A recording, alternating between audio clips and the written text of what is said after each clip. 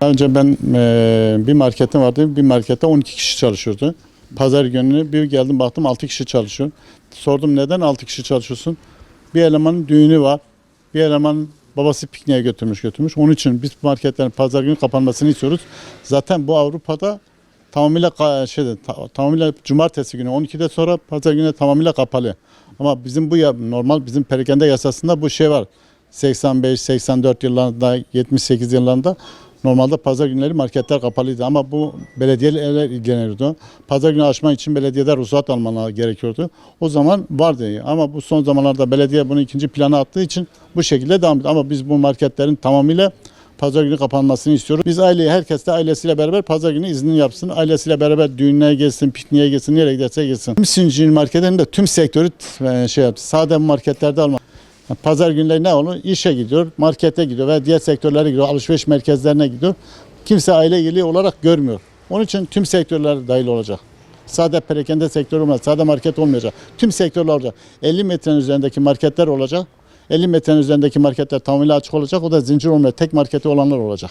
O şekilde. Küçük esnafın çok büyük etkisi olacak. Neden? 50 metrelik marketler pazar günleri açık olacak. Hafta içinde normal devam edecek ama onlara bize gelmeyen müşteriler hafta sonunda onlara gidecek.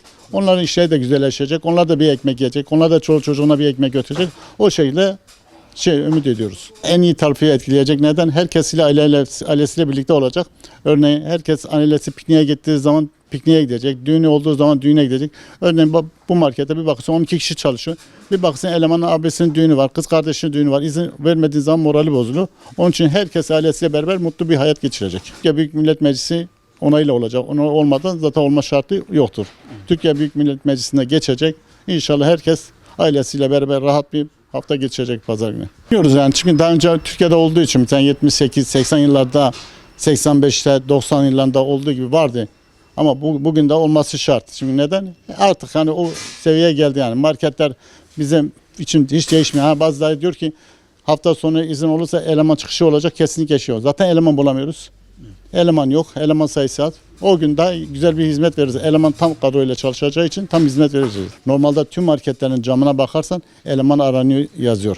Hangi marketin kapısının önünde geçersen geç eleman aranıyor yazıyor. Onun için yani hiçbir elemanın çıkışı olmayacak, elemanlar hepsi çalışacak. Ama biz istiyoruz ki tüm elemanlarımız pazar günü ailesiyle beraber olsun, aileyle olduğu için.